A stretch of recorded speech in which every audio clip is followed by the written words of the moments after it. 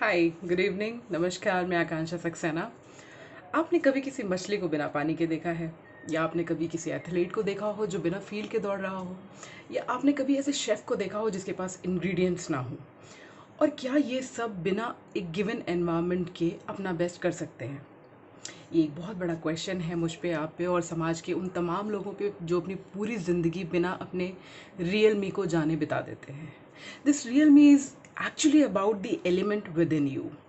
This Mother Nature has blessed us with some unique quality जो हमारे में जन्म से होती है।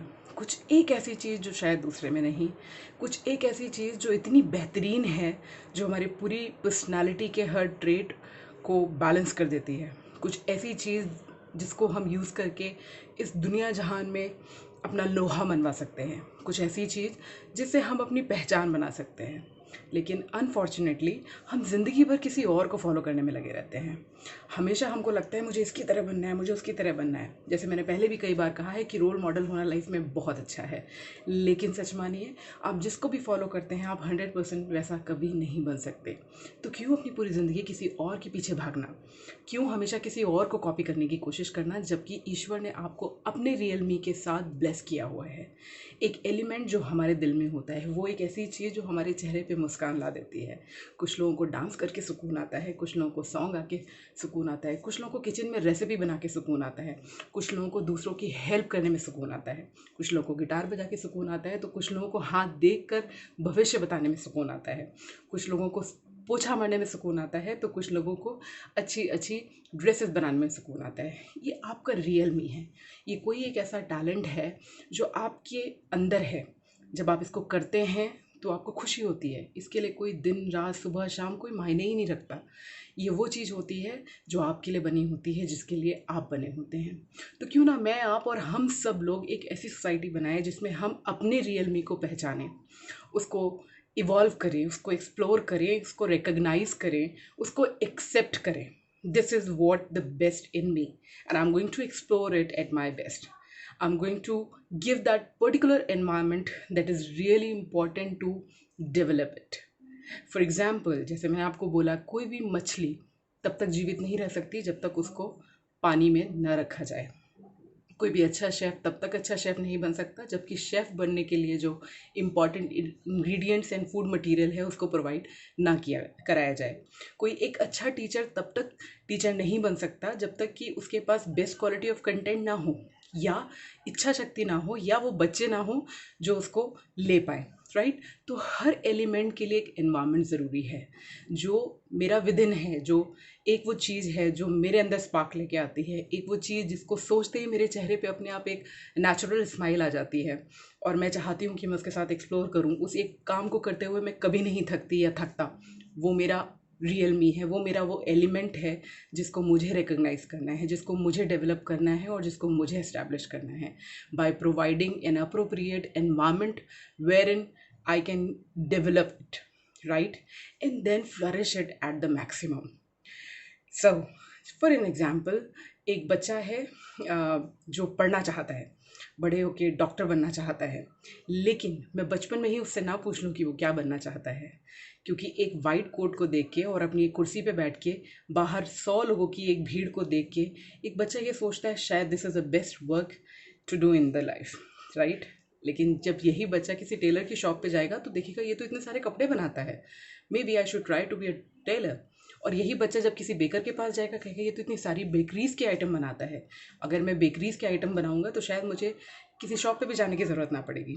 यही बच्चा जब किसी मॉल में जाएगा और किसी नए पिज़्ज़ा हट के शॉप को देखेगा या मैकडॉनल्ड्स को देखेगा या कोई टॉय शॉप देखेगा तो उसको लगेगा probably I should have a toy shop, कि मुझे कभी पेरेंट्स से टॉयज़ ना मांगने पड़े.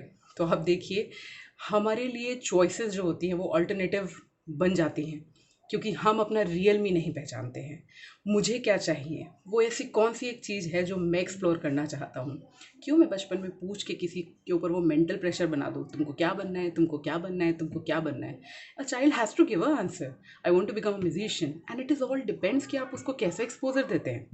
एक बच्चे को कैसे पता है कि उसको इंजीनियर बनना है, जब तक कि आप अपने घर में 10 एग्जाम्पल उसके सामने नहीं दिखा देंगे, फला व्यक्ति इंजीनियर है, फला व्यक्ति इंजीनियर है, तो तुमको भी ऐसा बनना है।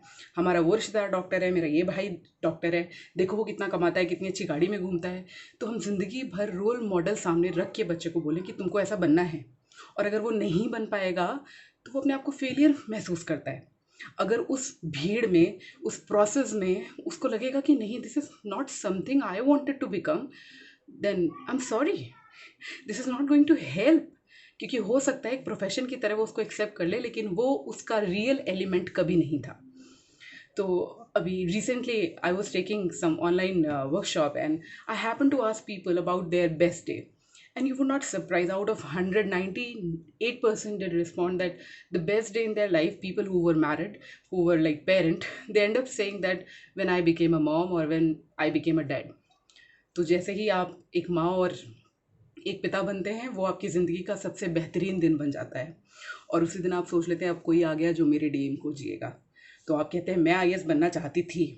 For example, I always wanted to become an IAS officer. If I could not become an IAS officer, so why should I give this burden to the upcoming generation? There is no point. He might have some other spark in his personality, and I should always give them opportunity to explore their own element.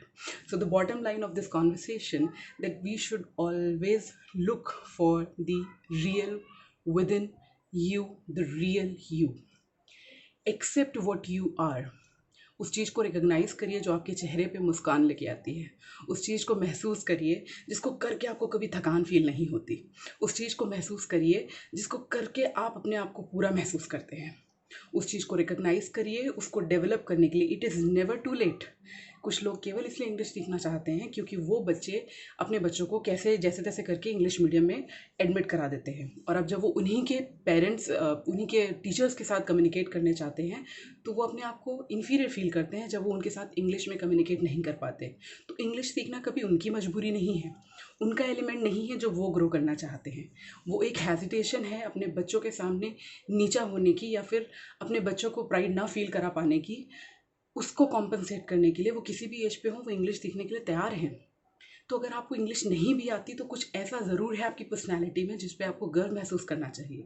तो मैं कतई नहीं कह रही हूँ कि आपको English नहीं सीखनी है, लेकिन आप जो हैं उसमें कंप्लीट फील करिए। और उसके बाद ईश्वर ने आपको बहुत अपॉर्चुनिटी दी है अपने आप को फ्लरिश करने की। तो जो भी आपका बेस्ट इन एलिमेंट है उसको पहचानें, उसको एक्सेप्ट करें, उसको रिकग्नाइज करें, और उसको डेवलप करने के लिए जो भी नेसेसरी एनवायरनमेंट है वो प्रोवाइड करें, क्योंकि ज़िंदगी नहीं मिलेगी दोबारा। और उसके बाद उसको फ्लरिश करने के लिए अपने आप को वक्त दें, अपने रियल मी को डेवलप करें। किसी भी तरीके के अनहेल्दी कंपटीशन में आके अपने रियल मी को मत मारें। ईश्वर ने हर किसी को एक अलग तरीके के एट्रीब्यूट के साथ पैदा किया हुआ है, एक अलग तरीके का टैलेंट देके भेजा हुआ है, और वो किसी भी भीड़ भाड़ में, किसी भी अनहेल्दी कंपटीशन में कहीं मर ना जाए। तो मैं आज आपसे यही रिक्वेस्ट करूँगी, please try to recognize the real you, the spark which you have got within, the element which you have got within, which is your identity, the real time identity. Identify it, establish it, flourish it, and make your life the best. Thank you so very much. Take care.